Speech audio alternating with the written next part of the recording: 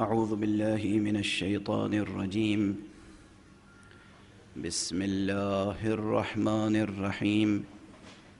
الحمد لله رب العالمين، والصلاة والسلام على أشرف الخلائق أجمعين، سيدنا وسيد الأولين والآخرين، حبيبنا وحبيب إله العالمين، إمام المرسلين وخاتم النبيين، أبي القاسم المصطفى محمد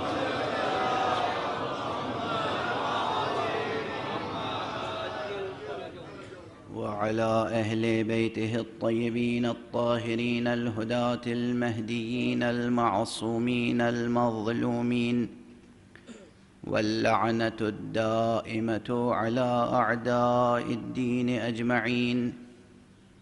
أما بعد، فقد قال الله تعالى عز اسمه في محكم كتابه ومتقن خطابه: بسم الله الرحمن الرحيم.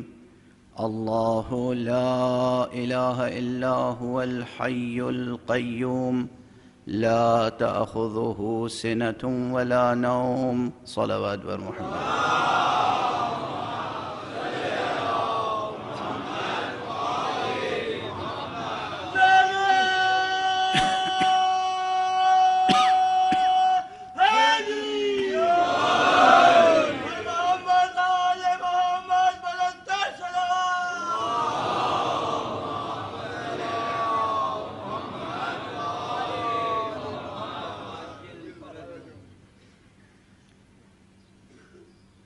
حضرت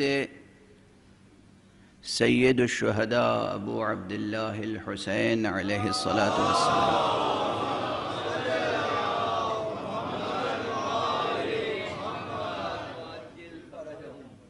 کے مکتب میں ہم قرآن حکیم کے دروس حاصل کر رہے ہیں، اور سید الآیات یعنی آیت الکرسی کے ضمن میں حقائق قرآنیہ کی جستجو کا سفر جاری ہے۔ اس مکتب کی یہ خصوصیت تو بہت نمایاں ہے کہ اس میں ایک ہی فرش پر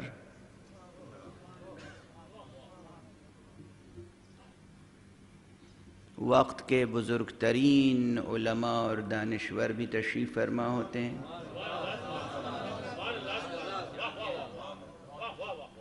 اور معمولی سے معمولی طالب علم بھی اس فرش پر جگہ پاتے ہیں، اور کسی کو یہاں معمولی نہیں سمجھا جاتا۔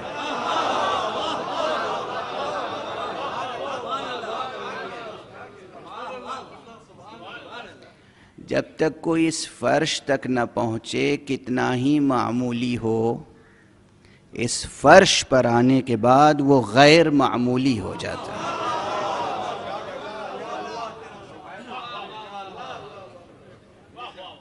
آخر یہ فرش ہے مجلس حسین ہے۔ یہ فقرے میں اس لیے عرض کرتا ہوں تاکہ ثقافت انسانیہ، تہذیب انسانی، تہذیب بشری پر فلسفیانہ نقطہ نظر سے غور کرنے والے اور علمی اور تعلیمی نقطہ نظر سے غور کرنے والے ان نقطوں تک پہنچیں اور دیکھیں کہ خلاصہ تہذیب انسانی کیا ہے۔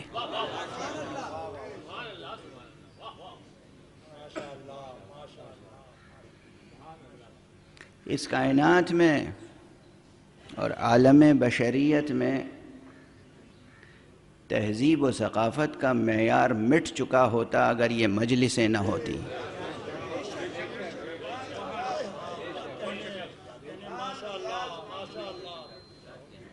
ان مجلسوں کو معمولی نہ سمجھیں. ان مجلسوں سے دشمنی نہ کریں. یہ مجالس آبروئے بشریت ہیں. یہ جلسے، یہ مجلسیں شرافت انسانی کا حوالہ ہیں.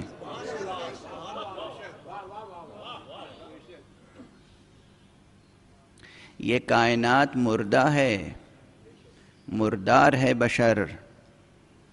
یہ کائنات مردہ ہے، مردار ہے بشر، دیتی ہے زندگی کی رمق مجلس حسین.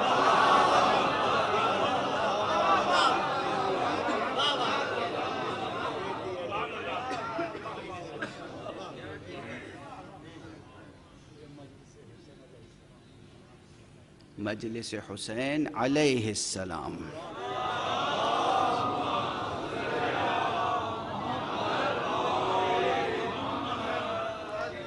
علماء بھی تشریف فرمائیں، اور وہ بھی میرے لیے سبب افتخار ہے کہ اس وقت حضرت آیت اللہ علامہ سید بہاؤالدینی صاحب اس مجلس میں تشریف فرما ہیں.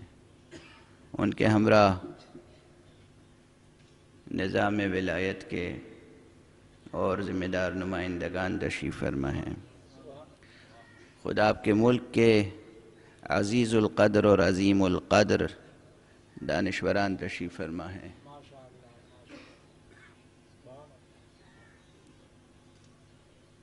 چیف جسٹس صاحبان تشریف فرما ہیں،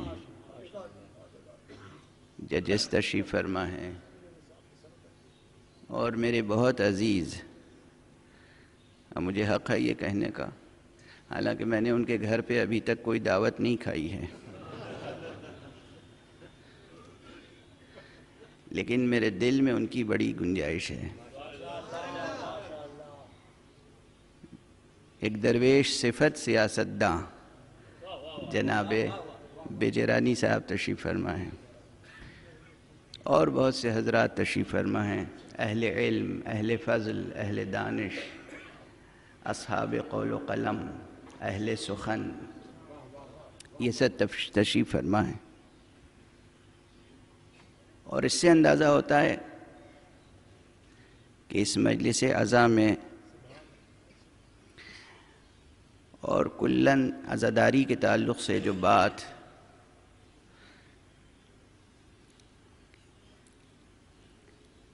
کہی جاتی ہے، اور جسے بڑے دلاویز طریقے سے لکھنؤ کے ایک شاعر جناب مہدی نظمی مرحوم نے بھی کہا ہے کہ یہ اتحاد کا مرکز ہے آدمی کے لیے. در حسین پہ ملتے ہیں ہر خیال کے لوگ،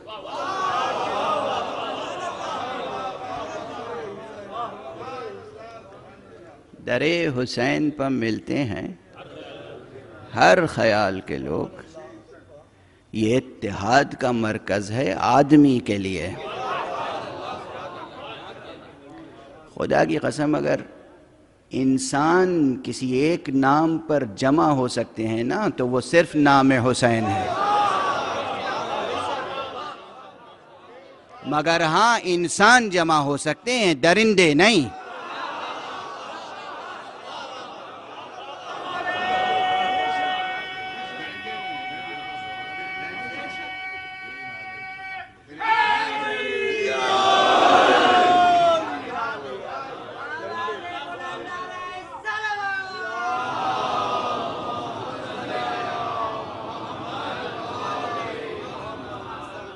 حسین علیہ السلام، حسین علیہ السلام. جناب سرکار سید الشہداء کا ایک تعارف زبان ختمی مرتبت سے میں نے پہلی مجلس میں گزارش کیا تھا نا کہ وہ سید اہل جنت ہیں، اور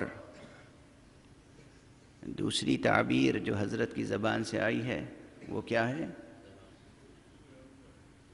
کہ یہ حسین میرا مجھ سے ہے اور میں حسین سے. اور سرکار سید الشہداء کے لیے کیا کہا گیا کہ حسین کیا ہیں؟ سفینۃ النجات. اور کیا ہیں؟ مصباح الہدا. سفینۃ النجات یعنی نجات کی کشتی، مصباح الہدا ہدایت کا چراغ. یہ دو فقرے ایک ہی حدیث کے متن میں آئے ہیں. یہ اس لیے آئے ہیں کہ حسین کشتی نجات ہیں ملت اسلامیہ کے لیے، اور چراغ ہدایت ہیں تمام بشریت کے لیے.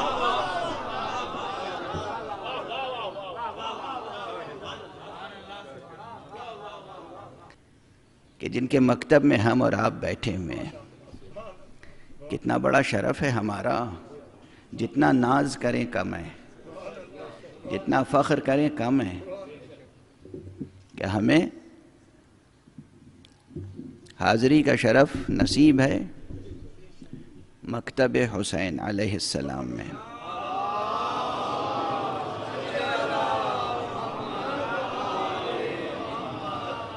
اور پھر اس مکتب میں ہم حضرت کی سیرت اور حضرت کے کردار اور حضرت کے اقوال کی روشنی میں قرآن سمجھنے کی کوشش کر رہے ہیں، اور قرآن کی روشنی میں حضرت کا کردار سمجھنے کی کوشش کر رہے ہیں.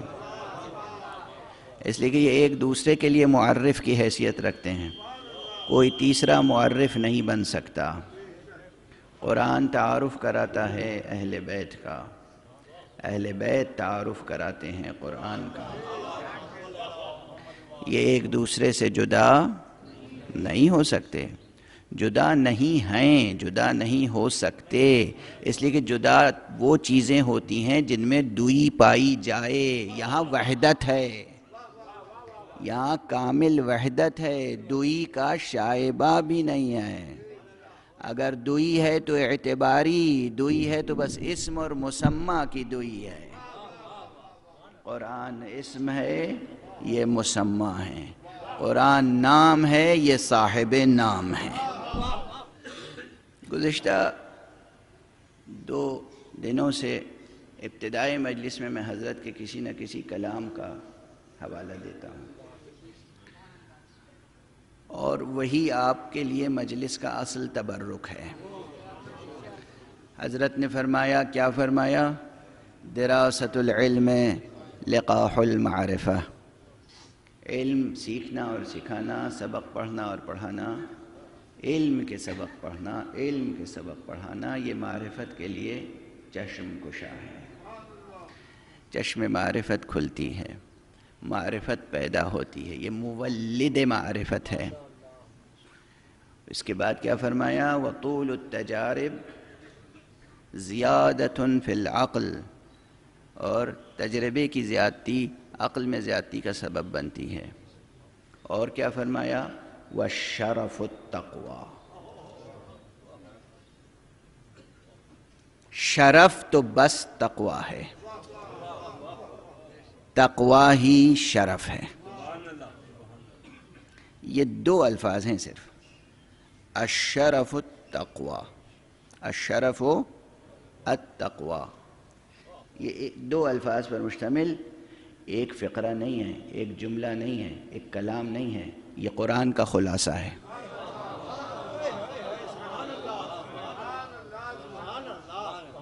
یہ بائے بسم اللہ سے لے کر، یہ بائے بسم اللہ سے لے کر سین والناس تک پورے قرآن کا خلاصہ ہے جو امام نے 2 لفظوں میں ارشاد فرمایا ہے. الشرف التقوی. شرف بس تقوی ہے. اس کو سمجھنے کے لیے ظاہر ہے آپ نظریاتی طور پر بحث کریں گے، معنی شرف کو سمجھیں گے، معیار شرف کو سمجھیں گے، حقیقت تقوی کو سمجھیں گے، تقوی کے طریقوں کو سمجھیں گے. اور جب آپ حقیقت و معیار اور طریقوں کو سمجھنے کی کوشش کریں گے تو تمام نظریاتی اور عملی بحثیں سمٹ کے سامنے آ جائیں گی. قرآن مجید کا وہ فقرہ اکثر لوگوں کو یاد رہتا ہے، ان اکرمکم عند اللہ اتقاکم. تم میں سے اللہ کے نزدیک سب سے زیادہ محترم وہ ہے جو سب سے زیادہ صاحب تقویٰ ہے نا؟ سنتے رہتے ہیں مسلسل سنتے رہتے ہیں، دہراتے بھی رہتے ہیں، سنتے بھی رہتے ہیں، دہراتے بھی رہتے ہیں، مگر سنتے رہنے اور دہراتے رہنے کے علاوہ بھی کچھ کرنے کی ضرورت ہے۔ سنتے رہنے اور دہراتے رہنے کے علاوہ بھی کچھ کرنے کی ضرورت ہے، تقویٰ اختیار کرنے کی ضرورت ہے۔ قرآن کہتا ہے ان اکرمکم عند اللہ اتقاکم، اور حضرت کیا فرماتے ہیں؟ قرآن ناطق کی صدا کیا ہے؟ الشرف التقوی، شرف تقوی ہے۔ ایک نقطے کی طرف توجہ فرمائیے، اکثر تذکرہ نگاروں نے، اکثر مترجمین اور محققین حالات حضرت سید الشہداء علیہ السلام نے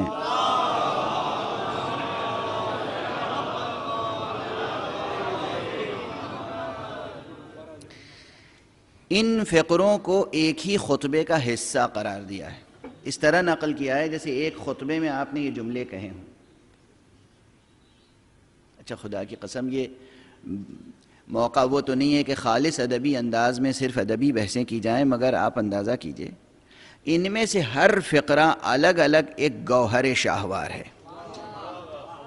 ہر جملہ تنہا لکھا جائے تو ایک کتاب ہے، اور مسلسل پڑھا جائے تو ایک خطبہ ہے،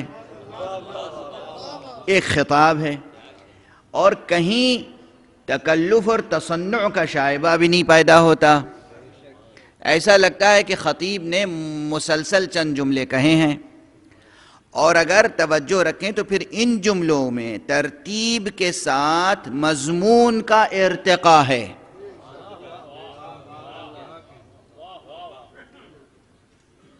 مثلا اتنے اسی فقرے پر رک جائیں، بھئی حضرت نے حمد الہی اور ثناء پروردگار کے بعد نعت پیغمبر اکرم صلی اللہ علیہ وآلہ وسلم،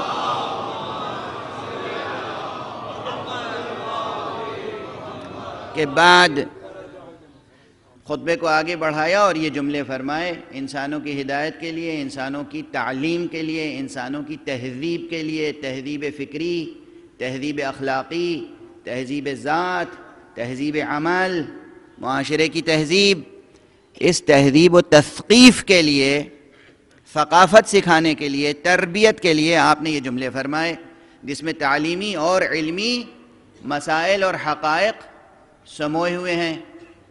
فرمایا کہ دراست العلم لقاح المعرفہ۔ اس کے بعد دوسرا فقرہ اس مضمون کو آگے بڑھاتا ہے۔ تیسرا فقرہ مضمون کو اور آگے بڑھاتا ہے۔ آپ ان تینوں فقروں پر غور فرمائیں۔ یہی تین فقرے درمیان میں سے خطبے میں سے یہ تین فقرے لے لیے، دراست العلم لقاح المعرفہ، وطول التجارب زیادۃ فی العقل، والشرف التقوی۔ جو بے عمل، بے کردار لوگ ہیں،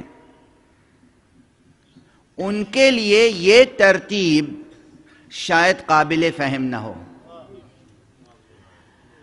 جن کا صرف مادی رجحان ہے، ان کو شاید یہ بات سمجھ میں نہ آئے کہ اس میں مضمون کا ارتقاء کیا ہے، اور اس میں صدر کلام اور ذیل کلام میں، یعنی ابتدائے کلام اور انتہائے کلام میں ربط کیا ہے، تسلسل کیا ہے، تعلق کیا ہے، ارتقاء کیا ہے، کون سا نقطہ کس نقطے سے مربوط ہے، سمجھ ہی میں نہیں آئے گا۔ کیونکہ آج دنیا میں تعلیم حاصل کی جاتی ہے کس لیے؟ پیسہ کمانے کے لیے، انسانیت کا سر بلند کرنے کے لیے نہیں۔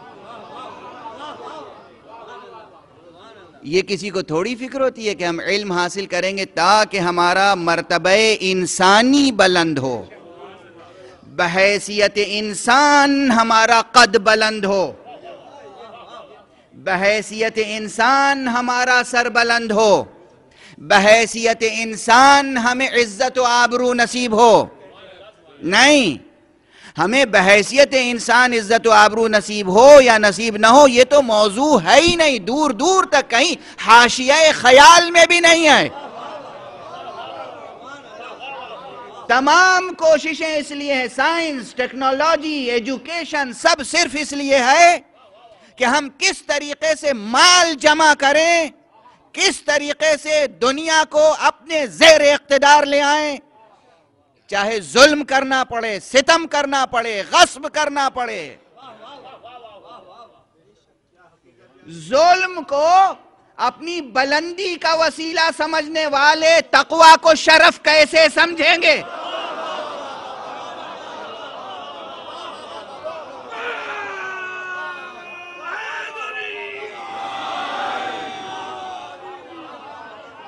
یہ مسئلہ، یہ عنوان، یہ مسائل فرد فرد سے جڑے ہوئے ہیں اور معاشرے سے جڑے ہوئے ہیں اور ملک سے جڑے ہوئے ہیں، گھر سے جڑے ہوئے ہیں۔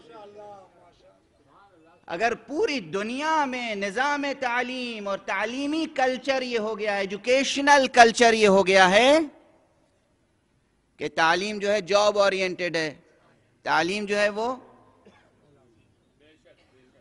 صرف پہلے جب آپ بچے کو کنڈر گارڈن اور کے جی اور نرسری یا کلاس 1 میں ایڈمٹ کرتے ہیں نا، ایڈمیشن دیتے ہیں، تو اس وقت یہ فکر ہوتی ہے کہ یہ بڑا ہو کر کس کمپنی میں کیا بنے گا، کتنا کمائے گا۔ ہم و غم یہ ہے نا، اور اس میں ایک عجب کشمکش ہے جو پہلے سے ماشاءاللہ اللہ نے سرفراز کیا ہے۔ صاحب دولت لوگ ہیں، ان کے بچے ایک اسکول میں جا رہے ہیں، اسی خاندان کے کچھ اور لوگ ہیں فرض کیجئے، لیکن وہ دولت میں ان کے برابر نہیں ہیں۔ اب انہیں یہ ایک حسد ہوتا ہے، ایک تکلیف ہوتی ہے، ان کے بچے اس اسکول میں جا رہے ہیں، میرے بچے تو اس اسکول میں جا نہیں رہے ہیں، تو اب کیا ہوگا؟ ہماری تو دنیا تاریک ہو گئی، ہمارا اسٹیٹس کہاں رہ گیا؟ ان کا بچہ اس اسکول میں جا رہا ہے، میرا بچہ تو اس اسکول میں نہیں جا رہا ہے، اور جب ان کا بچہ اس اسکول میں جا رہا ہے تو پڑھنے کے بعد بھی وہ کہاں پہنچے گا؟ ہمارا بچہ تو وہاں جا نہیں رہا ہے، تو پھر وہ کہاں پہنچے گا؟ مسئلہ تھا بچے کی تعلیم کا جس نے حسد کے تنور روشن کر دیے۔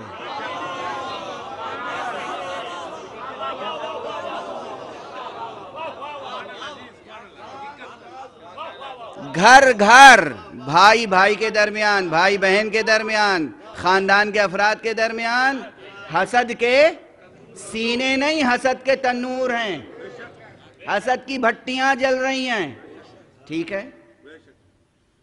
یہ سب کس لیے؟ اس لیے کہ ایجوکیشن وسیلہ ہے صرف پیسے کمانے کا، اور جب پوری دنیا کا یہ ایجوکیشن کلچر ہو جائے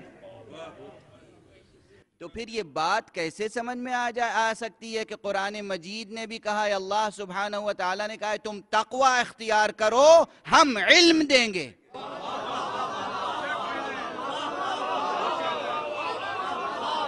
توجہ ہے؟ قرآن مجید میں پروردگار نے کہا کہ اتقوا اللہ ویعلمکم اللہ، تم تقوی اختیار کرو، اللہ تمہیں علم عطا فرمائے گا۔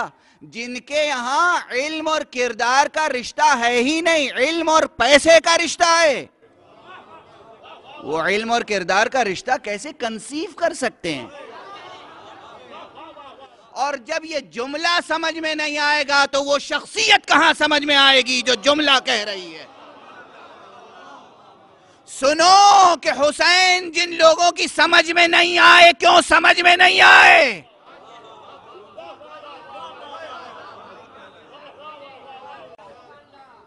امام حسین اگر آج بھی سمجھ میں نہیں آتے، 21ویں صدی میں علم کی صدی کہلاتی ہے، انفارمیشن کی صدی کہلاتی ہے، سائنس کی صدی کہلاتی ہے، ٹیکنالوجی کی صدی کہلاتی ہے، ارتقاء کی صدی کہلاتی ہے، اس صدی میں مسلمان کو حسین سمجھ میں نہیں آتے۔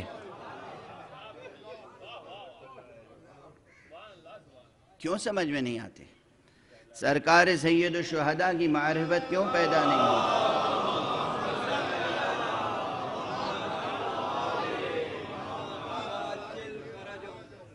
اس لیے سمجھ میں نہیں آتی کہ منطقیں دو ہیں، الگ الگ ہیں. ایک دنیاوی منطق ہے، ایک قرآنی منطق ہے، منطق وحی ہے، منطق الہی ہے، منطق معصوم ہے. ایک منطق خطا کار ہے، ایک منطق معصوم. حالانکہ دیکھیے دست ادب جوڑ کے ایک جملہ کہہ دوں، اصل منطق خطا کار نہیں ہے، منطق تو خطا سے بچاتی ہے. علم منطق کی تعریف میں یہ فقرہ آتا ہے کہ منطق وہ علم ہے جس کے اصول اور قواعد کی رعایت فکر انسانی کو غلطی سے بچاتی ہے. ٹھیک ہے نا؟ منطق غلطی سے بچاتی ہے، یعنی جو شے، جو چیز کسی کو خطا سے بچائے وہ خود خطا کار نہیں ہو سکتی. خطا کار کسی اور خطا کار کو خطا سے کیا روکے گا؟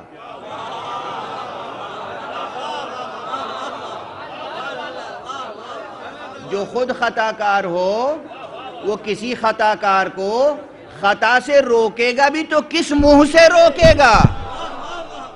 اسی لیے ہم کبھی خطا کار کو امام نہیں مانتے.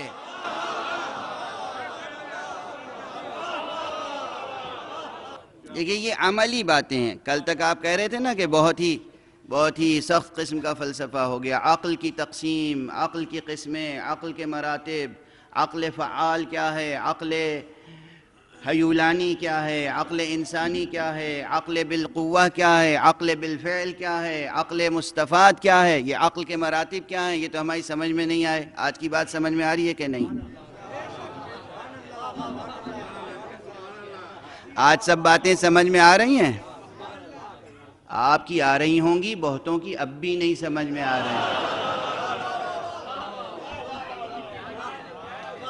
آپ کی پاکیزگی نفس یا آپ کا شرف کہ آپ ذکر حسین سن رہے ہیں اور مکتب حسین میں درس اخلاق اور درس قرآن حاصل کر رہے ہیں، یہ آپ کا شرف ہے. ان جملوں میں جو منطق ہے ایک تسلسل ہے، ایک ارتقاء ہے مضامین کا. پہلے سبق پڑھنے پڑھانے کی بات ہوئی، اور اس کے بعد عقل میں زیادتی کی بات ہوئی، وہ بھی تجربوں کی زیادتی کے ساتھ. یہ ابھی معصوم کی بات نہیں ہے، یہ عام انسانوں کے لیے درس ہے. یہ عام انسانوں کے لیے فرما رہے ہیں حضرت کہ دیکھو تم جتنا علم حاصل کرو گے، محنت سے گھوٹ کے جتنا علم کا شربت نوش جان کرو گے،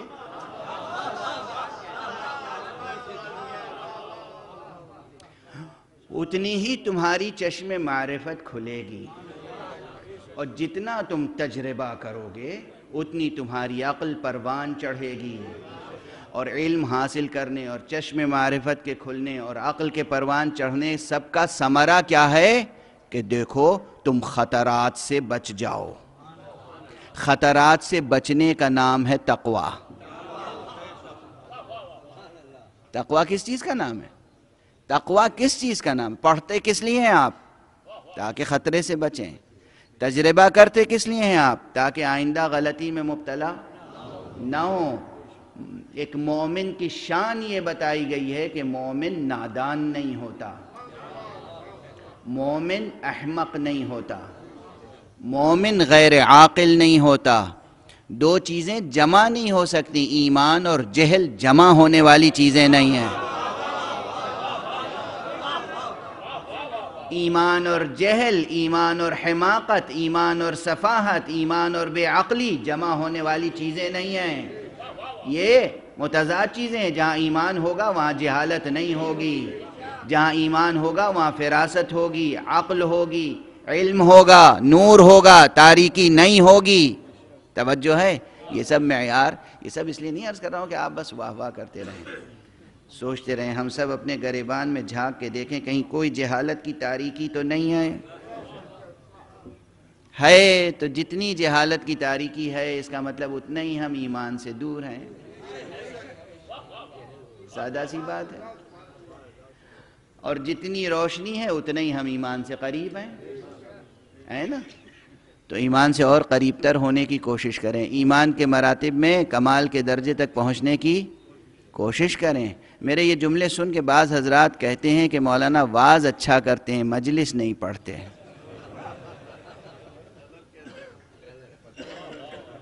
کیا آپ کا تصور مجلس یہی ہے؟ جب آپ صاحب تقوی نہیں ہوں گے تو صاحب عصمت کی محبت آپ کے دل میں آئے گی کیسے؟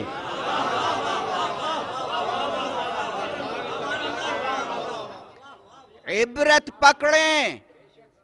دیکھیں دنیا میں جو لوگ معصومین کی محبت نہیں کر پاتے اس کی وجہ کیا ہے؟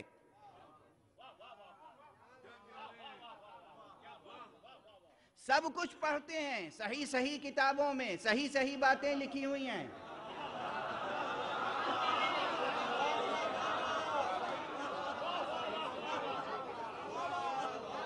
سب کچھ پڑھتے ہیں.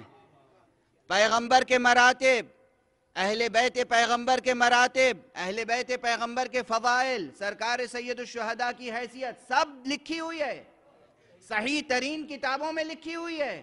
پڑھتے ہیں، دہراتے ہیں، سناتے ہیں، مگر حسین سے محبت کر نہیں پاتے.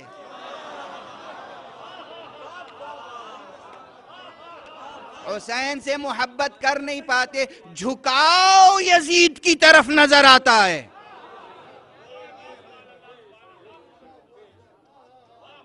کیوں؟ اس لیے کہ وہاں تقوی نہیں ہے. حسین کی محبت کسی بھی معصوم کی محبت کسی گنہگار دل میں، خطاکار دل میں ٹھہر نہیں سکتی.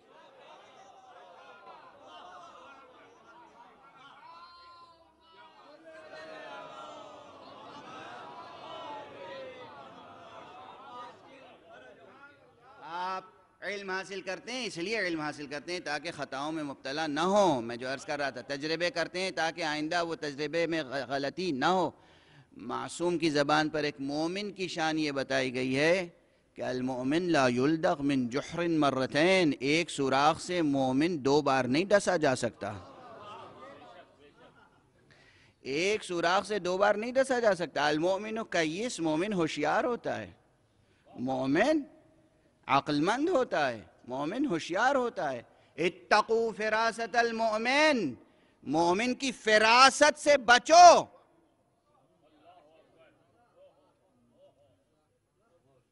مومن کی فراست سے بچو. مومن کی یہ شان ہوتی ہے، مومن کی یہ شان ہوتی ہے. کیوں؟ کیسے؟ کون مومن ہوتا ہے وہ؟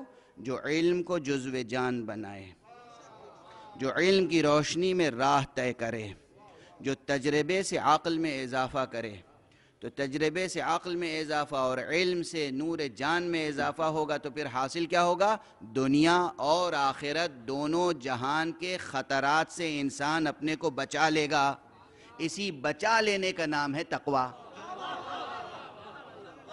جو بچا لے گا وہی کامیاب ہوگا، اسی کامیابی کا نام ہے شرف. حسین کیا کہہ رہے ہیں؟ الشرف التقوی، شرف ہی تقوی ہے. صلوات پڑھ دیں محمد و آلہ.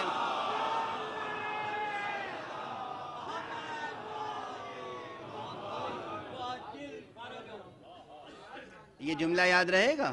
2 لفظ یاد رہیں گے نہیں یاد رہیں گے؟ الشرف التقوی کس کا جملہ ہے؟ مولا سید الشہداء کا جملہ ہے. آج کی مجلس کا تبرک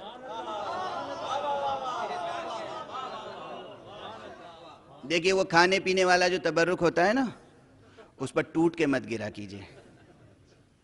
چاہے وہ روز عاشورہ ہو، چاہے جلوس اضحیٰ ہو، چاہے سڑک پہ تبرک بٹ رہا ہو، چاہے کسی امام بارگاہ میں تبرک بٹ رہا ہو. حسین کے چاہنے والے تو بھوک اور پیاس پہ ناز کرتے ہیں. یہ تبرک مجبوری میں نوش جان کرتے ہیں تاکہ پانی پئیں تو آنکھوں سے آنسو بہیں، 2 لقمہ کھا لیں تو مجلس میں بیٹھنے اور ماتم کرنے کی طاقت رہے، بس اس سے زیادہ نہیں. دنیا کے تبرک ٹوٹ کے لینے والے اور ہیں. وہ شان دوسروں کی ہے، وہ عادت دوسروں کی ہے. آپ کی شان یہ ہے کہ مولا کے جملوں پر ٹوٹ پڑے. مولا کے فقرے، مولا کے جملے، مولا کی باتیں کیا کہا مولا نے؟ ایک ایک جملہ سن لیا اور بس وہ آویزہ گوش جاں بن جائے، یاد رہ جائے، دل پہ نقش ہو جائے، اور آئندہ جب آپ اپنے ہاں مجلسیں کریں تو پھر اس کا سوینئر بنوا کے، لوحیں بنوا کے لوگوں کو ہدیے میں دیں، تاکہ وہ اپنے ڈرائنگ روم میں رکھیں یا اپنی دیواروں پہ آویزاں کر دیں، اور جب بھی جائیں اس میں لکھا ہو یہ فلاں جگہ فلاں صاحب کی مجلس کا تبرک تھا، آقا حسین نے یہ فرمایا، علی ابن ابی طالب نے یہ فرمایا، امام حسن نے یہ فرمایا، جناب زہرا نے یہ فرمایا، حضرت صادق علیہ السلام نے یہ فرمایا، تو وہ ایک مجلس کا تبرک کب تک تر و تازہ رہے گا، کتنوں کو تر و تازہ رکھے گا، دل و دماغ میں کیسی روشنی بھرتا رہے گا۔ توجہ ہے؟ بس اب گفتگو آگے بڑھتی ہے۔ دیکھیے امام نے جو کچھ فرمایا، علم، عقل اور شرف اور تقوی کی بات، یہ تمام باتیں دراصل اس میں نظریاتی اور عملی سب پہلو سمٹے ہوئے ہیں، یہ سب نظام حق کو اختیار کرنے کی باتیں ہیں۔ نظام حق، نظام حق، نظام حق کا مضمون بہت تہدار، بہت طویل الذیل، بہت عظیم مضمون ہے۔ یہ 8-9 تقریروں میں سمٹنے والا نہیں ہے۔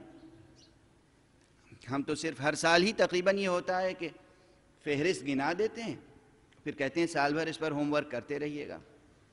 نظام حق، قیومیت حق سبحانہ وتعالی، اس الحی القیوم نے جو یہ کائنات بنائی ہے، اللہ اکبر، اس کائنات کا نظام کیسا ہے، اس کائنات کا نظام تکوینی کیسا ہے، اس کائنات کا نظام تشریعی کیسا ہے، نظام تکوینی اور نظام تشریعی میں کیسا تطابق ہے، مطابقت کیسی ہے، موافقت کیسی ہے، وحدت کیسی ہے، اور اگر کہیں اعتباری فرق ہے تو وہ کتنا فرق ہے۔ بہت دقیق مضمون ہے، بہت دقیق، اور ان مقامات پر جتنا ڈوبتے چلے جائیں گے اتنی وحدت حق سبحانہ وتعالی منکشف ہوتی چلی جائے گی۔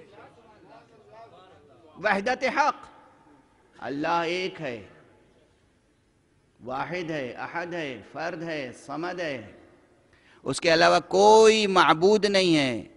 یہ نہیں کہ اس کے علاوہ کوئی معبود نہیں ہے بالفعل، اس کے علاوہ کوئی معبود ہو ہی نہیں سکتا، اس کے علاوہ کوئی مستحق عبادت ہو ہی نہیں سکتا، اور اس ایک مستحق عبادت کا ثانی کوئی دوسرا ہو ہی نہیں سکتا۔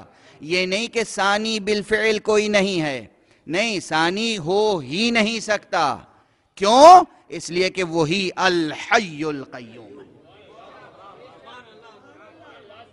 ان دونوں مطالب کی دلیل اس میں ہے۔ کیا دو مطلب؟ ایک ہی کہ وہ ایک ہے اور وہی ہے، دوسرا کوئی نہیں ہے اور نہیں ہو سکتا، یہ ایک مطلب۔ دوسرا مطلب اس کا ثانی کوئی نہیں ہے اور یہ نہیں ہے کہ نہیں ہے، نہیں ہو سکتا۔ یہ دو مطالب ہیں، دو بحثیں ہیں، واضح ہے؟ یعنی وہ شبہ ابن کمونہ کی کہیں گنجائش نہیں ہے۔ نہیں ہے کوئی ثانی اور نہیں ہو سکتا، وہی ایک ہے اور کوئی اور ہو نہیں سکتا۔ یہ دو بحثیں ہیں، وحدت اور شرک۔ شرک ممکن نہیں ہے، وحدت برحق۔ ان دونوں بحثوں کی دلیلیں، ان دونوں بحثوں کی دلیلیں الحی القیوم میں۔ کتنی طویل بحث ہے الحی القیوم میں۔ پھر اس الحی القیوم میں جتنی دقیق، جتنی رقیق، جتنی نفیس، جتنی باریک عقلی، علمی، عرفانی، فلسفیانہ، حکیمانہ اور جتنی شفاف عملی بحثیں ہیں، وہ سب قرآن مجید نے کس انداز سے کھولی ہیں، آگے ایک ایک پرت کھولتا چلا گیا ہے قرآن۔ کیا؟ وہ یہ ہے کہ فرماتا ہے الحی القیوم کو سمجھنا ہو تو یہ سمجھو لا تأخذہ سنۃ ولا نوم، اسے نہ نیند آتی ہے نہ اونگتا ہے۔ کیوں نیند نہیں آتی، کیوں نہیں اونگتا؟ اس لیے کہ وہ قیوم ہے، وہ قیوم کیوں ہے؟ اس لیے کہ نہ اسے نیند آتی ہے نہ وہ اونگتا ہے. لیکن لفظ لفظ سے جڑا ہوا ہے.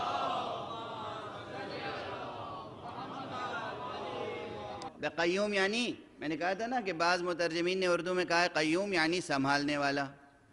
اچھا اب وہ روایت میں بھی آئی ہے یہ تمثیل، اور ویسے بھی وہی ایک ہے سنبھالنے والا، پوری کائنات کو سنبھالنے والا وہی ہے. تو دن اور رات آپ کے لیے ہے، اس کے لیے تھوڑی ہے. دن اور رات آپ کے لیے ہے، اس کے لیے نہیں ہے. سونا جاگنا آپ کے لیے ہے، اس کے لیے نہیں ہے. وہ ایک تمثیل روایت میں بھی آئی ہے.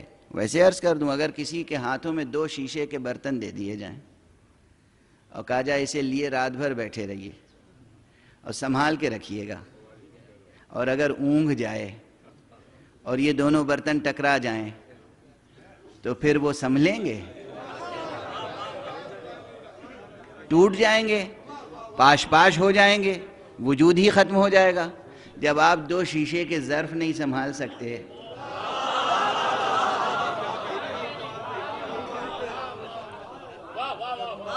آپ 2 شیشے کے ظرف نہیں سنبھال سکتے، اگر ذرا اونگھ جائیں، ایک ذرا پلک جھپک جائے، ایک ذرا اونگھ جائیں تو 2 شیشے کے ظرف آپ نہیں سنبھال سکتے. اگر وہ اونگھ جائے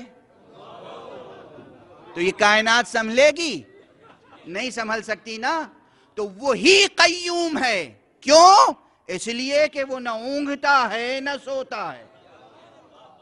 گویا یہ اس دعوے کی دلیل، یعنی دعویٰ اور دلیل، دعویٰ اور دلیل، دعویٰ اور دلیل، ایک کے بعد ایک. کیا تسلسل ہے کلام حق میں. لا تأخذه سنة ولا نوم له ما في السماوات وما في الارض. اسی کے لیے ہے جو کچھ آسمانوں اور زمینوں میں ہے، اسی کے لیے ہے، اسی کا ہے. یہ لہو، اس میں ملک بھی ہے ملک بھی ہے، اسی کا ہے اور اسی کے لیے ہے. یہ تیسری دلیل ہے قیومیت کی. قیوم کون ہوگا؟ سنبھالے گا کون؟ جو مالک ہوگا. جو مالک نہیں ہوگا وہ کچھ نہیں سنبھالتا. آپ کا گھر کبھی نوکروں کے سہارے چلتا ہے؟ اور جو نوکروں کے سہارے گھر چلانا چاہتے ہیں ان کا گھر اجڑ جاتا ہے. ٹھیک ہے نا؟ گھر سنبھالتا ہے یا مالک، یا وہ جسے مالک نے مالک بنا دیا ہو.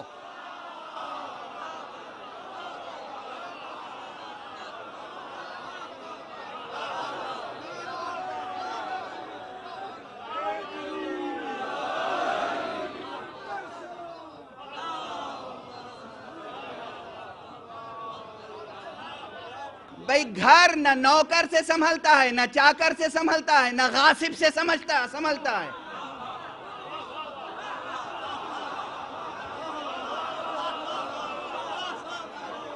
غاصب کبھی گھر سنبھال کے نہیں رکھ پاتا.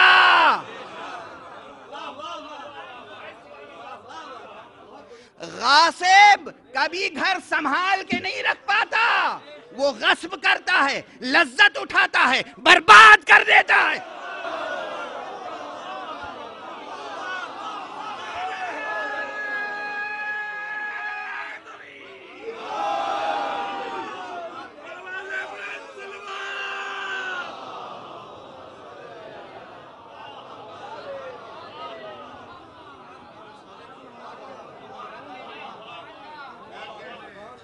غاصب غصب کرتا ہے، لذتیں اٹھاتا ہے، برباد کر دیتا ہے، حفاظت نہیں کرتا. حفاظت وہ کرتا ہے جو مالک ہو یا جسے مالک نے مالک بنایا ہو.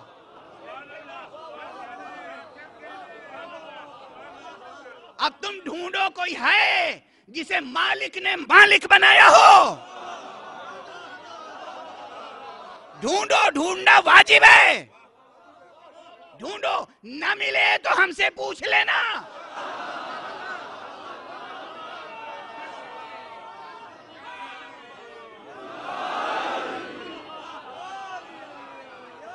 اور جب مالک مالک بناتا ہے تو وحدت باقی رہتی ہے، شرک نہیں ہوتا۔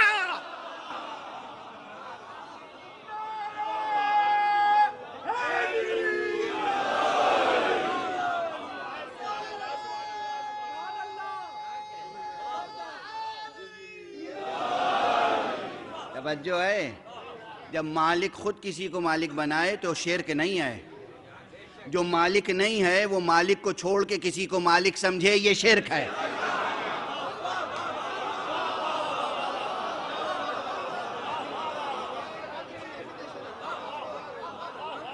جو مالک نہیں ہے وہ مالک کو نہ پہچانے اور کسی اور کو مالک جانے، یہی کفر ہے، یہی شرک ہے۔ جب مالک خود کسی کو مالک بنائے تو شرک نہیں ہے، توحید محفوظ رہتی ہے۔ اور جو مالک نہیں ہے وہ اسی کو مالک سمجھے جسے مالک نے مالک بنایا ہے، تو یہ شرک نہیں ہے۔ اب کسی نے مالک بنایا یا نہیں، ہم سے نہ پوچھو، قرآن سے پوچھو۔ انما ولیکم اللہ ورسولہ والذین آمنوا الذین یقیمون الصلاة ویؤتون الزکاة وہم راکعون۔ بس تمہارا ولی اللہ ہے، یہ کہہ کے خاموش نہیں ہوا۔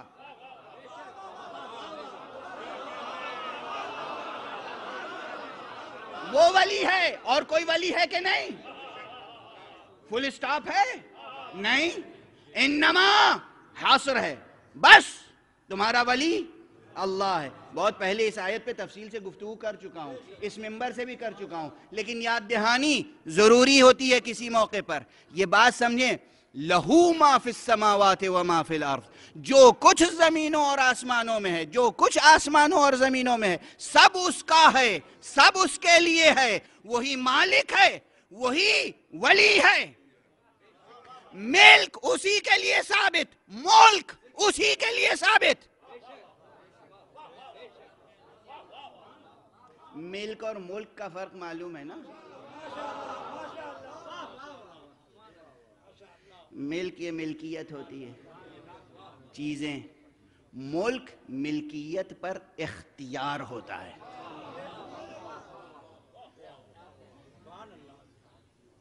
لمبے چوڑے زمین کے رقبے کو ملک نہیں کہتے، اس پر اختیار کو ملک کہتے ہیں۔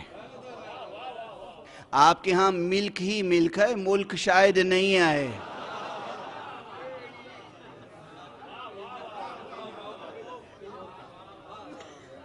ملک آپ کی، ملک کسی کا۔ عجب بے چارگی ہے، اہل توحید عجیب طرح کے شرک میں مبتلا ہو گئے ہیں۔ اہل توحید عجیب طرح کے شرک میں مبتلا ہو گئے ہیں۔ توجہ ہے؟ ملک جس کی ہو اسی کا ملک ہو۔ یہ پوری کائنات ملک اللہ کی، پوری کائنات ملک اللہ کا، ٹھیک ہے؟ لہو ما فی السماوات وما فی الارض، چونکہ وہی مالک ہے، وہی مختار، تو وہی قیوم ہے۔ اب اس کی قیومیت کا تقاضا یہ ہوا کہ اس نے ولایت جو اس کی ذات میں منحصر تھی، ہر طرح کی ولایت، ہر طرح کا اختیار، ہر طرح کا اختیار اسی کی ذات پاک میں منحصر تھا۔ اسی لیے میں کہتا ہوں کہ یہ علامتی انداز سمجھیے گا کہ انما میں گویا 5 حرف ہیں، الف، نون، نون، میم، الف۔ نون 2 بار ہے نا، اس پہ تشدید ہے نا۔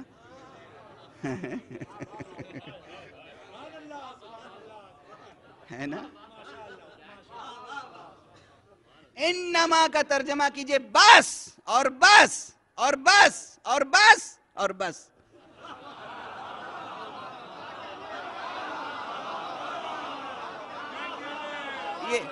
یہ نیا نکتہ نہیں ہے، پہلی بار نہیں کہہ رہا ہوں، اس لیے داد زیادہ نہ دیجئے، یہ پہلے کہہ چکا ہوں۔ دیکھیے حساب کتاب صاف رکھیے۔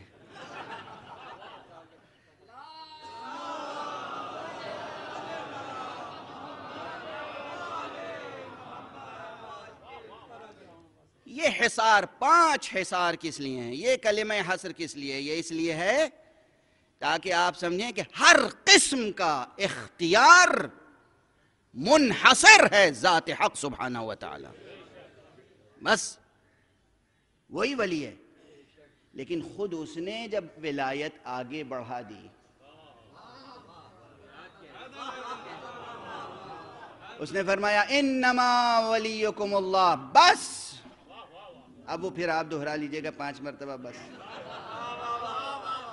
بس ولی تمہارا اللہ ہے۔ تو آگے اس نے فل اسٹاپ یہاں پہ نہیں لگایا، کہ وَالرَّسُولُهُ، اور اس کا رسول وہ بھی ولی ہے، یعنی مالک نے ایک کو مالک بنا دیا۔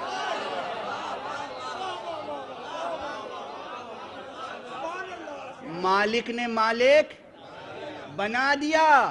اب مالک نے مالک جب بنا دیا تو ہم انہیں مالک سمجھ کے کچھ مانگے تو کون سا شرک ہے؟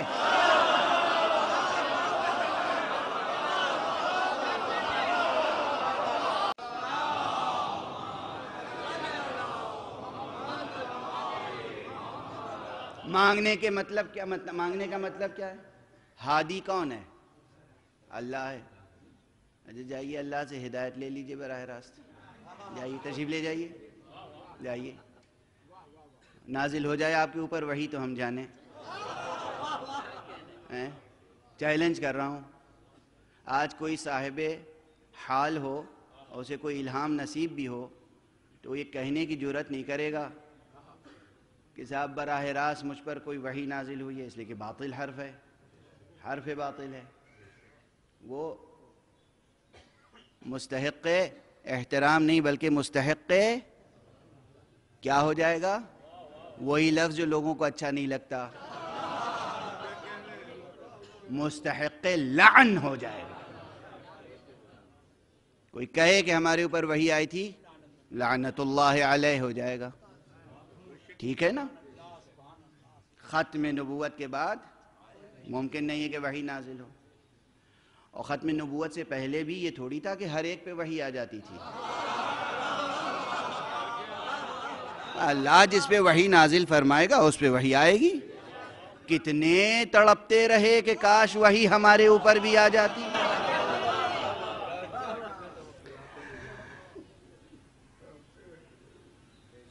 اللہ سبحانہ و تعالی سے ہدایت براہ راست آپ کو نہیں ملتی۔ ہادی وہ ہے، ہادی وہ ہے، اس کے اسماء حسنہ میں ایک اسم مبارک ہے ہادی، لیکن ہدایت فرماتے ہیں مصطفیٰ صلی اللہ علیہ وسلم۔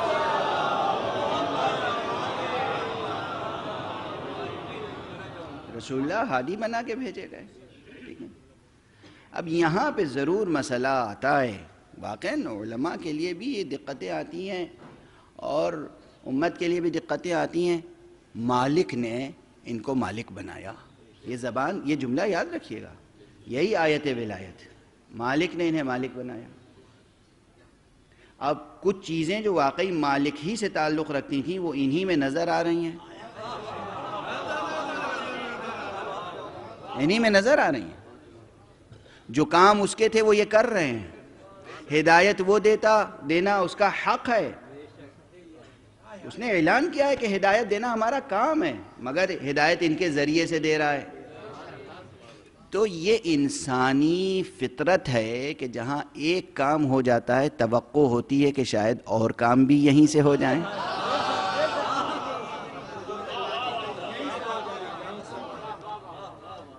اب استقرائی طور پر دیکھیے کہ ہدایت نہیں تھی، ہم گئے در مصطفیٰ پہ ہدایت مل گئی۔ اب پھر یہ ہوا کہ ہم بیمار پڑے، ہم گئے در مصطفیٰ پہ، ان کے لطف و کرم سے شفا مل گئی۔ اولاد نہیں تھی، ہم نے کہا یا رسول اللہ، ہمیں اولاد مل گئی۔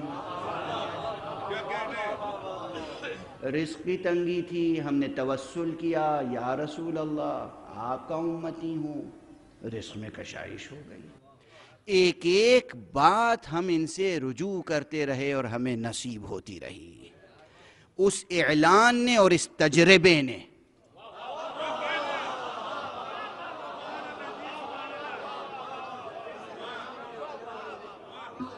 اس اعلان نے اور اس تجربے نے دونوں نے ثابت کیا کہ مالک نے کسی اور کو مالک بنایا ہے.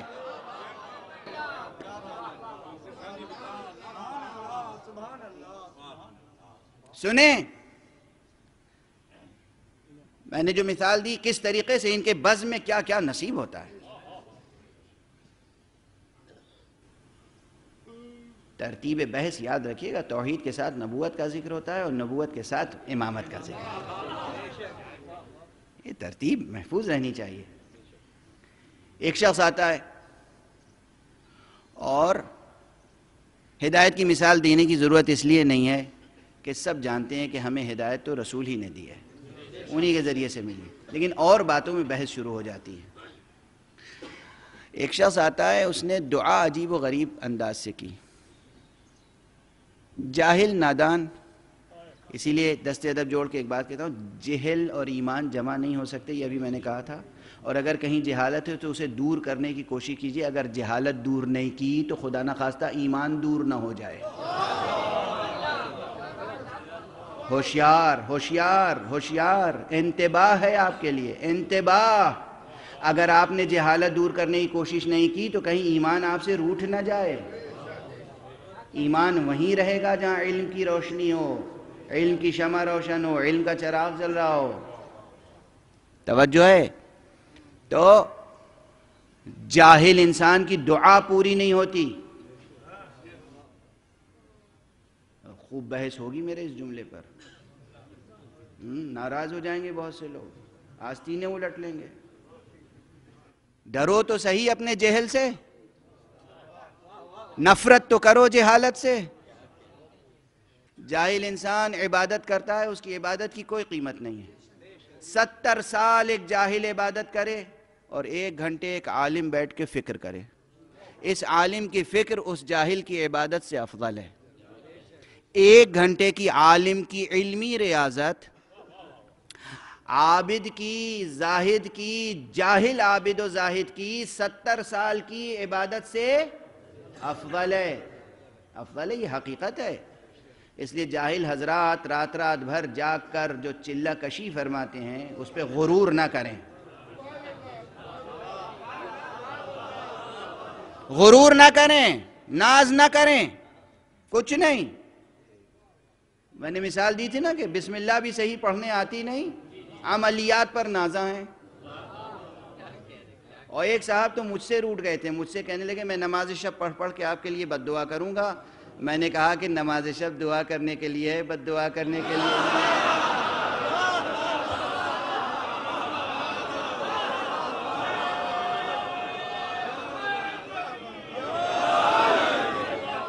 اللہ سن لے گا. اللہ بھی نعوذ باللہ نعوذ باللہ، اللہ کوئی خوشامد پسند بادشاہ ہے. جو بھی چاپلوسی کی باتیں کرے اللہ اس کی باتوں میں آ جاتا ہے. ایسا نہیں ہے. اللہ دیکھتا ہے کہ یہ عبادت کرنے والا جاہل ہے کہ عالم. جاہل اپنی عبادت پہ نازا نہ ہو جب تک کہ علم نہ ہو اس کے پاس. عالم اپنے علم پر نازا نہ ہو جب تک کہ عمل نہ ہو اس کے پاس.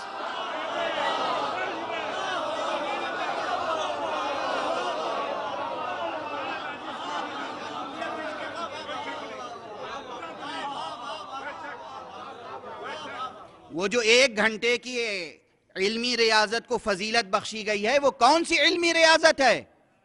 بے عمل کی علمی ریاضت نہیں، با عمل کی علمی ریاضت. عمل ہو، تقوی ہو، اس کے پاس اس کے ساتھ ساتھ علمی تفکر ہو. ٹھیک ہے؟ تو بہرحال یہ سب باتیں یاد رکھنے کی ہیں، واہ واہ کر کے لوٹا کے نہ چلے جائیے گا. یاد رکھیے گا. ایک صاحب نے دعا کی، بہت زہد کا ان کے اوپر غلبہ ہو گیا.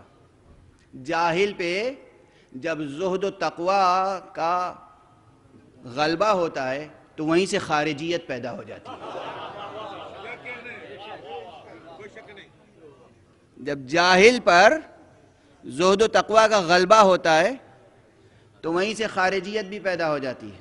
علم، معرفت. اب جناب والا پتہ نہیں کیا کیا دعا کرتے رہتے ہیں، جیسی سمجھ ویسی دعا. اور اسی لیے دعائیں پوری نہیں ہوتی. آپ اپنی سمجھ سے دعا کرتے ہیں، وہ اپنے علم سے دعا پوری کرتا ہے.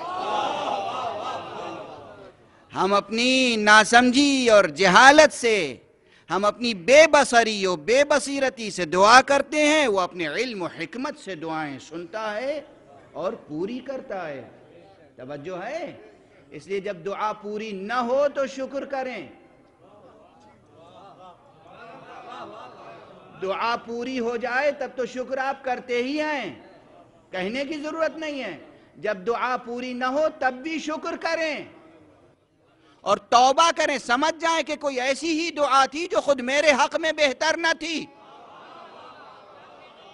ورنہ ممکن نہیں ہے کہ بندے کی کوئی ضرورت ہو اور آقا پوری نہ کرے۔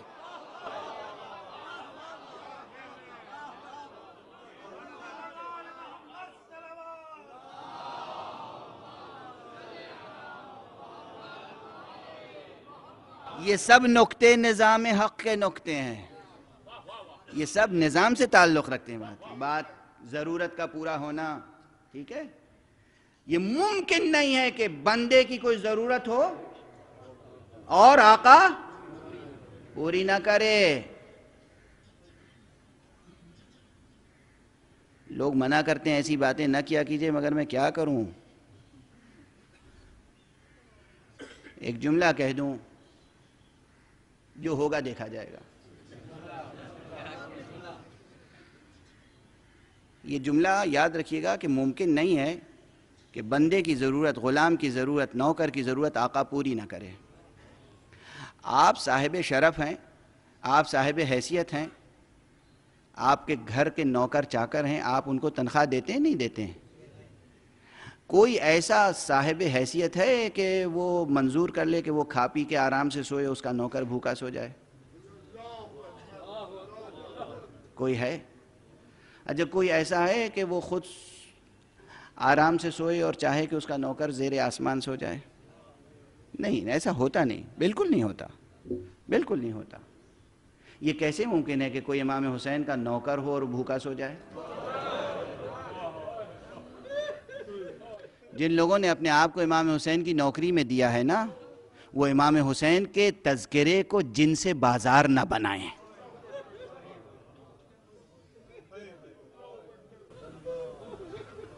امام حسین کو وسیلہ تجارت نہ بناؤ، ذکر مولا کو وسیلہ تجارت نہ بنائیں۔ عزیزان محترم، آقا اگر حسین ہے تو بہت کریم آقا ہے۔ ہم آپ جیسے اپنے نوکروں کو بھوکا پیاسا نہیں دیکھ سکتے، تو اگر رشتہ پکا ہے، رشتہ سچا ہے، اگر واقعی خود کو امام کی غلامی میں دیا ہے تو امام کے تذکرے پہ سودے بازی نہ کریں، امام کے کرم پہ بھروسہ کریں۔ بہرحال ممکن نہیں ہے کہ بندے کی کوئی ضرورت ہو اور آقا پوری نہ کرے۔ اس لیے اگر کوئی ضرورت آپ سمجھ رہے ہیں، ہم سمجھ رہے ہیں کہ ہماری یہ ضرورت ہے اور ہم دعا بھی کر رہے ہیں، دن رات دعا کر رہے ہیں، پوری نہیں ہو رہی ہے، اس کا مطلب کہ ہماری غلط فہمی ہے، ہم غیر ضروری کو ضروری سمجھ رہے ہیں۔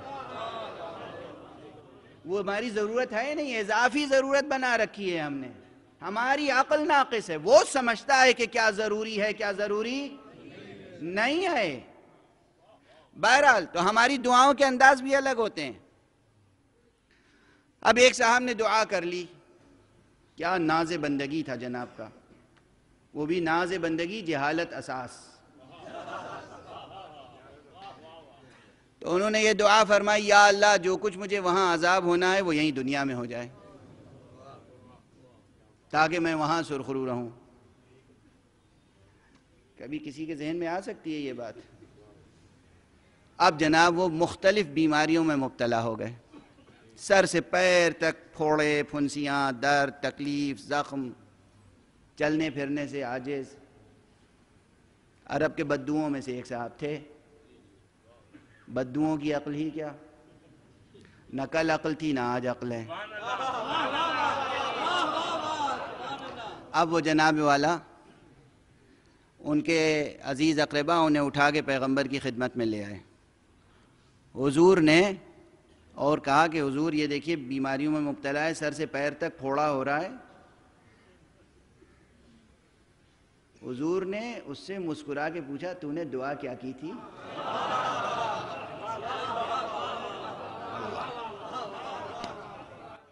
دعا اس نے کب کی تھی، کہاں کی تھی، کس سے کی تھی؟ یعنی دعا کی تھی خدا سے، خبر مصطفیٰ کو ہے۔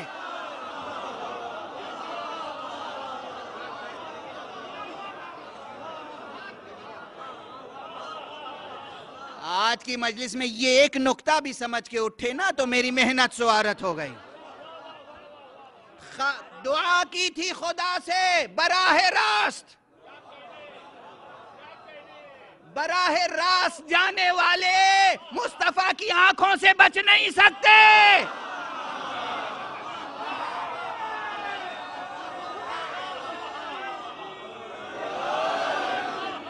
اس ایک روایت کے محتوا پر، اس مغز پر سوچیں، مغز سخن کیا ہے یہاں پر، سوچیں کہ دعا کیا کی تھی؟ کہ یا رسول اللہ بس یہ دعا کی تھی، یا اللہ جو کچھ وہاں آخرت میں عذاب مجھ پر ہونے والا ہو وہ یہیں ہو جائے تاکہ میں وہاں سرخرو رہوں۔ تو آپ نے فرمایا وائے ہو تجھ پر، اللہ کریم ہے، تو نے اس سے ایک جہان کی عافیت مانگی، اگر دونوں جہان کی عافیت مانگتا تو کیا نہ دیتا؟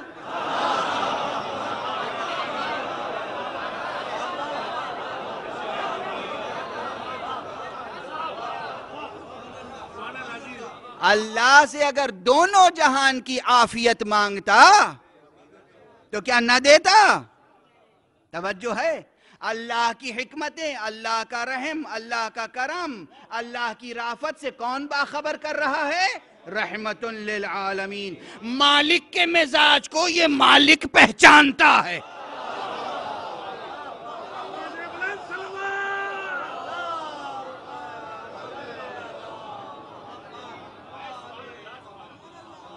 بس گفتگو سمیٹ رہا ہوں۔ انما ولیکم اللہ ورسولہ والذین آمنوا الذین یقیمون الصلاۃ۔ صرف رسول تک بھی بات نہیں رکی، آگے بڑھی۔ وہ مالک ہے، وہ ولی ہے، وہ ہر چیز کا اختیار رکھنے والا ہے، اور اس کے بعد رسول، اور اس کے بعد دیکھیں یہ بہت بڑی آیت ہے، غور طلب۔ سلسلہ ادھر سے چلا تو رسول پہ رک نہیں گیا، آگے بڑھا۔ تم بھی ادھر سے چل کے رسول پہ رک نہ جانا، آگے بڑھنا۔ یہ نہیں کہ سلسلہ ادھر سے چلا رسول پہ رک گیا، اب ادھر سے کوئی اور سلسلہ چلے گا جو وہاں جا کے مل جائے گا۔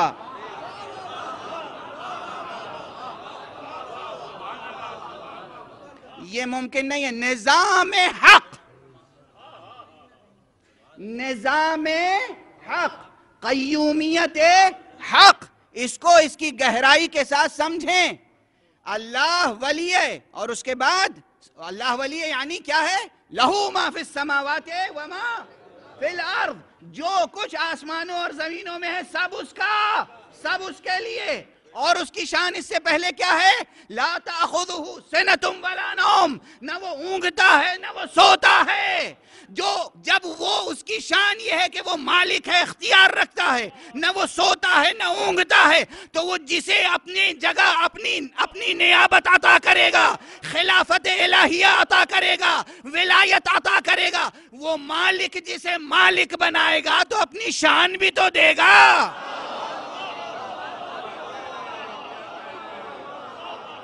اگر وہ نہ اونگتا ہے نہ سوتا ہے تو اسی لیے اس کے اولیاء کی شان یہ ہے کہ سر و گردن میں جدائی ہو جائے تب بھی ان کی زندگی باقی رہتی۔ وہ دیکھتے بھی ہیں، وہ سنتے بھی ہیں، ان کے لیے موت لا یعنی ہے، وہ مرتے نہیں ہیں، وہ مرتے نہیں ہیں۔ قتل ہو جانا اور ہے، مر جانا اور ہے۔ بس وقت تو تمام ہو چکا ہے، اور چند مجلسیں اور کتنی شہادتیں، کن کن شہادتوں کی طرف اشارہ کروں؟ نبی کا مرتبہ بہت بلند ہوتا ہے، امام معصوم کا مرتبہ بہت بلند ہوتا ہے، ایک مومن متقی کا مرتبہ امام معصوم جیسا نہیں ہوتا۔ جناب مسلم امام معصوم نہیں تھے، مگر میں نے کہا اپنے برادر معظم جناب حجت الاسلام والمسلمین مولانا ذوالقدر رضوی صاحب کا جملہ میں نے نقل کیا تھا، مسلم حسین کے اعتماد کا نام ہے۔ مسلم کے گھرانے کی شان کیا ہوگی؟ رسول کے بچے کیسے ہوں گے؟ جب مسلم کے بچے ایسے ہیں کہ قاتل سے زندگی کی بھیک نہیں مانگتے، نماز پڑھنے کی مہلت مانگتے۔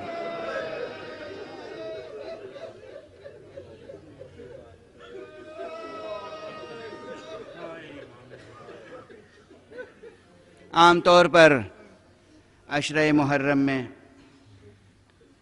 مسلم کے بچوں کا تذکرہ نہیں ہوتا، مگر میں سمجھتا ہوں کہ مسلم کا تذکرہ بھی ہونا چاہیے اور مسلم کے بچوں کا تذکرہ بھی ہونا چاہیے۔ اس لیے یہاں اس عزا خانے میں جو ذکر کی ترتیب تھی اسے میں نے تبدیل کرنے کی گزارش کی۔ میں نے کہا کہ آج کی تاریخ میں یہاں جناب مسلم کے بچوں کا تذکرہ ہونا چاہیے، کل انشاءاللہ جناب زینب کے بچوں کا تذکرہ، اس کے بعد جناب علی اکبر کا تذکرہ ہوگا، جناب قاسم کا ہوگا، جناب عباس کا ہوگا۔ 9 محرم کو انشاءاللہ اس ننھے شہید کا تذکرہ ہوگا جس کا عام طور پہ یہاں 5 کو ہوا کرتا تھا۔ بس اب مجھ میں طاقت ختم ہو گئی، کمزوری محسوس کر رہا ہوں، وقت بھی ختم ہو چکا ہے، بس اشارہ کر رہا ہوں۔ جناب مسلم کے بچوں کی شہادت کے واقعات آپ سب سن چکے ہیں، سب کو معلوم ہے، بس ایک بات کی طرف اشارہ کر رہا ہوں۔ یہ بچے ہیں، قاتل سامنے ہے، شمشیر عریاں سامنے ہے، مہلت کس چیز کی طلب کر رہے ہیں؟ نماز کی مہلت۔ بچوں، جوانوں، عزیزوں، عزاداروں، ماتمیوں، قاتل سے مہلت مانگ رہے ہیں نماز کے لیے۔ زندگی کی بھیک مانگنا عار ہے ان کے لیے۔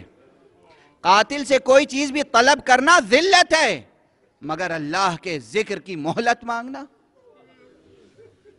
اور پھر بس تیزی سے گزر جاؤں، چند واقعات کی طرف اور اشارہ کرنا چاہتا ہوں، چونکہ آج 4 محرم میں عام طور پر روایتی طور پہ بہت سے حضرات 4 محرم کو حضرت حر کا تذکرہ سننا چاہتے ہیں، اور تذکرے ہیں جو کرنے کا جی چاہتا ہے، موقع نہیں رہتا، اس لیے میں کئی مطالب ذہن میں ہیں، بس ایک 2 جملوں میں اشارہ کرتا ہوا آگے بڑھوں گا۔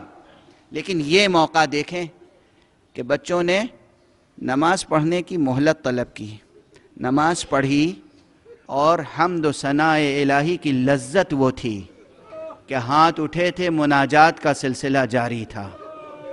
مناجات کے دوران قاتل نے ایک بھائی پر وار کیا،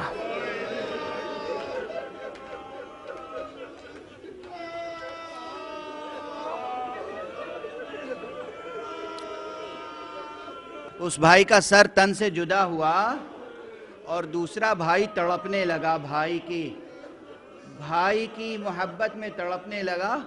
قاتل نے یہ واقعہ مرثیہ نگاروں نے لکھا ہے، شعراء نے نقل کیا، خطبہ نقل کرتے آئے ہیں، میں اس میں کوئی استبعاد نہیں سمجھتا، کہتے ہیں کہ ایک بھائی کا سر قلم کیا اور اس کا لاشا دریا میں ڈال دیا۔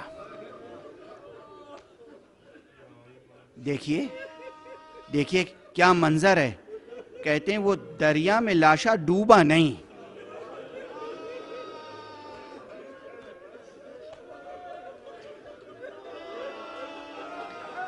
دوسرے بھائی کا ایک بھائی انتظار کرتا رہا۔ جب قاتل نے دوسرے بھائی کا سر قلم کیا اور وہ لاشا بھی ڈالا ہے تو دونوں لاشیں بغلگیر ہو گئے۔ یہ گلے کے کٹنے کے بعد یہ شعور، یہ مظاہر زندگی، جب شہداء کی زندگی کا یہ عالم ہے تو اس کی حیات اور اس کی قیومیت کی کیا کیفیت ہوگی؟ بس اجرکم علی اللہ، اجرکم علی اللہ، دو ایک فقرے اور عرض کروں تاکہ وہ تذکرے بھی ہو جائیں. آج 4 محرم ہے. 4 محرم کو حر کا تذکرہ ہوتا ہے اور میں حر کے تذکرے کو بہت اہم سمجھتا ہوں. اس لیے اہم سمجھتا ہوں آپ حضرات کو میرا یہ جملہ یاد ہوگا. ہم جیسے گناہگاروں کے لیے، ہم جیسے خاکیوں اور خاتیوں کے لیے معصومین کی سیرتیں تو بہت بلند ہیں. حسین ہم میں سے کوئی نہیں بن سکتا، ہم میں سے کوئی اکبر بھی نہیں بن سکتا، ہم میں سے کوئی قاسم بھی نہیں بن سکتا. میرا جملہ یاد ہوگا، میں نے کہا تھا حسین بننے کے لیے فاطمہ جیسی ماں درکار ہے.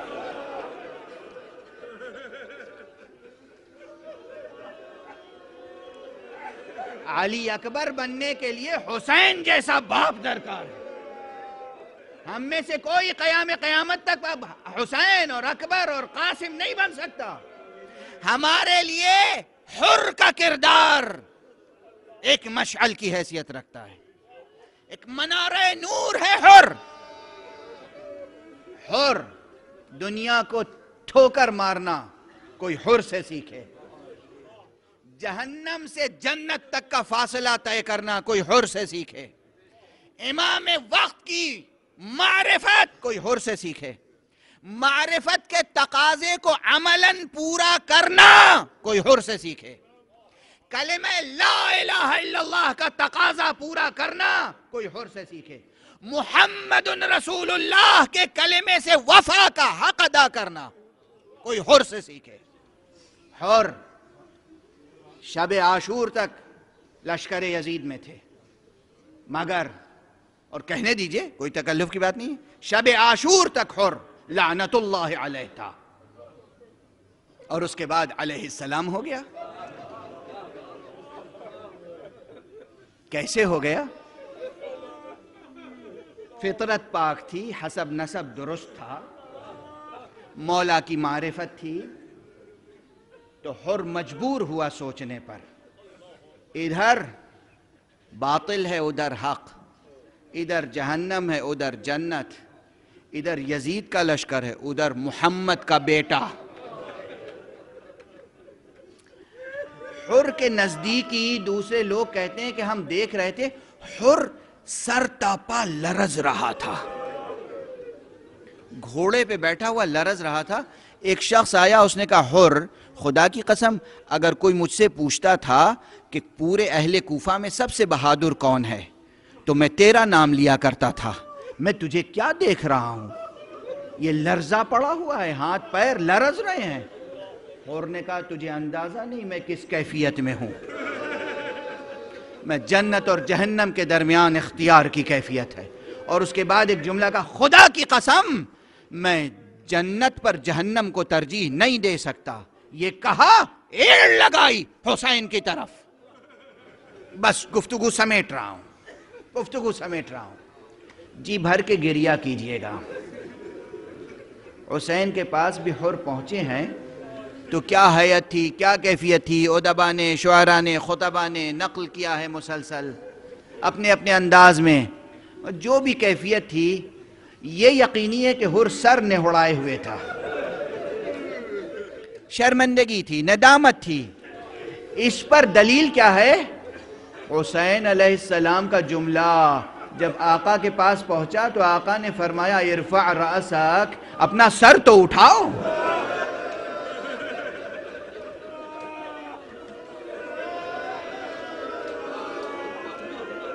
وہ سرفراز ہوا جو حسین تک پہنچا، وہ سرفراز ہوا جو حسین تک پہنچا.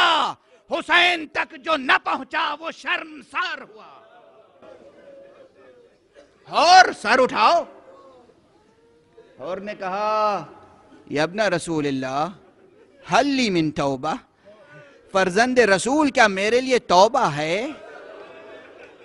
میرا جرم بہت سنگین ہے، میرا جرم بہت سنگین ہے. ایک جملہ تاریخ میں آیا ہے، حر نے اپنا جرم جہاں گنایا ہے پروردگار سے خطاب کر کے مناجات کے درمیان وہاں کہ پروردگار مجھے معاف فرما دے، میں نے اہل بیت کے گھر کے بچوں کے دلوں کو ڈرایا ہے، خوف دلایا ہے.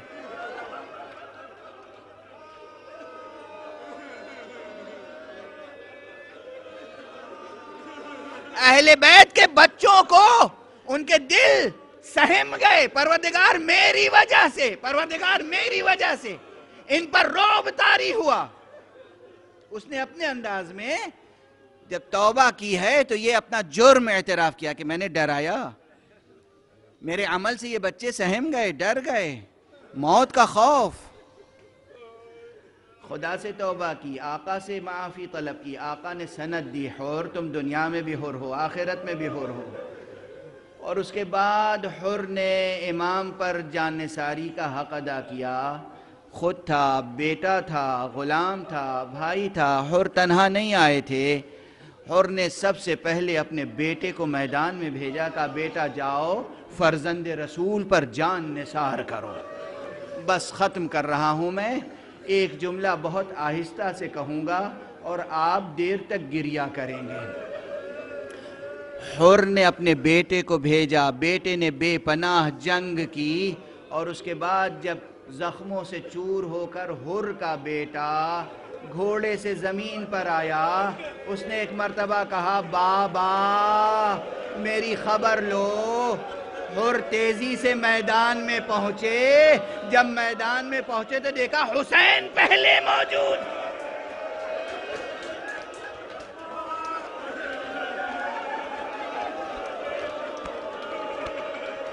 حسین پہلے موجود ہے۔ حر بیٹے کا غم بھول گیا، آقا گنہگاروں پر یہ کرم۔ کہا حر مجھے معلوم ہے بوڑھے باپ سے جوان بیٹے کا لاشا نہیں اٹھتا۔ حر نے کہا واہ ویلا، میرے بیٹے کے لیے یہ کرم۔ آقا جب علی اکبر زمین پر آئیں گے تو کیا کہیں؟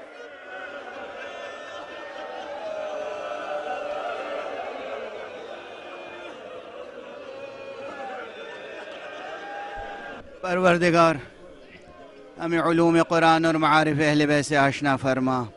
معبود ہمیں تہذیب آل محمد کے سانچے میں ڈھال دے۔ پروردگار جو بیمار ہیں انہیں صحت کاملہ عطا فرما، جو بے روزگار ہیں انہیں رزق و روزی سے سرشار فرما۔ پروردگار ملت اسلامیہ کو تہذیب آل محمد کے سانچے میں ڈھال دے۔ معبود برکات اسلام کو تمام عالم بشریت کے لیے عام کر دے۔